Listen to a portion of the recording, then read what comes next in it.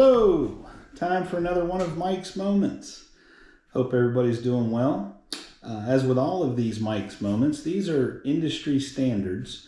You always want to check your individual policy for the subject that we talk about. And we always welcome folks to give us a call if they have questions. Well, today I wanted to talk about what do limits of liability mean? It's a question I get common, and there's limits of liability on your personal auto as well as your personal homeowner policy. What are they? Simply stated, it's the maximum amount of money the insurance company will pay out if you're determined to be at fault or liable if a claim is filed for a covered loss. Practically stated, it's the amount of money that's sitting on the table between you and the claimant's attorney if you had a bad day. And that money on the table is what's protecting everything that you have worked for, as well as your future income. So limits of liability is something you definitely want to pay attention to on your policy. You know, selecting lower limits of liability to save a few dollars can have some pretty draconian results if you're involved in a bad claim. Liability limits on your auto policy, they can either be split limits, which is common. Some numbers that you hear like 100, 300, 100. What does that mean? It means $100,000 per person, $300,000 per occurrence for bodily injury liability, and $100,000 property damage liability. The state minimums in Virginia for auto insurance used to be $25,000 per person, $50,000 per occurrence for bodily injury liability, and $20,000 property damage liability. Those are increasing.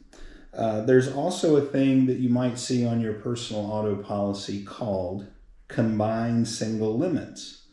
So what that means is instead of those split limits I just mentioned, there's one pot of money. Whether it's $300,000, $500,000 are typical amounts.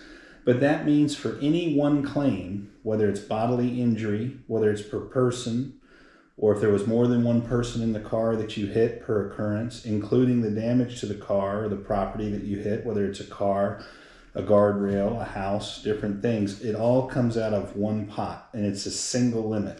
That's what's known in the industry as a combined single limit. Your homeowner policy, which includes condominium policies and tenant policies, if you have renter's insurance, also usually has a liability limit that's expressed in a single limit. It's not split up as far as liability.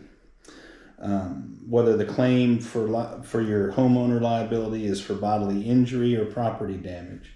Some examples of liability claim on a homeowner policy: it includes renter's insurance. If somebody came over to your home and you left a banana peel on the floor like in the cartoon and they slipped and fell, that was your negligence. That would be liability. If you owned the home and you had a loose banister or something like that, a hole in the yard that somebody was visiting and stepped in the hole and hurt themselves.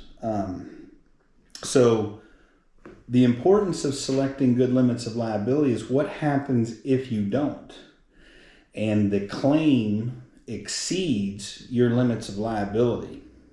So just to make a real stark example where the numbers are huge, just to make a point, if you've only got $50,000 liability on your auto insurance, bodily injury liability, and you're involved in an at-fault accident, and the person you hit is a high income earner, let's say they're a neurosurgeon, for instance, and they're out of work for 3 months and they had to have surgery, this is a substantial claim. The medical bills alone are $300,000. There's no question that you're at fault. Your insurance company is going to write a check for the limits of liability, which in this example are $50,000, and they're going to wipe their hands and walk away. You're also going to get a letter from that insurance company that states, you've exceeded the limits, you've met the limits of liability, we've paid out the limits, we advise you to get counsel.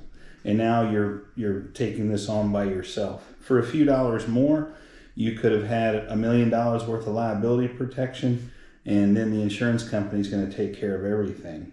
as far as defending you to the limit. So it's really important not to shortchange yourself with a potential claim by saving a few dollars.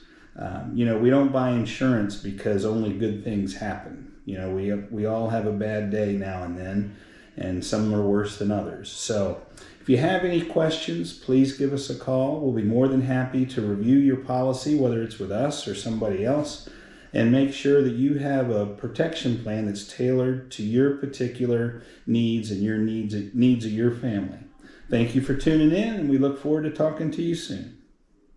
Bye-bye.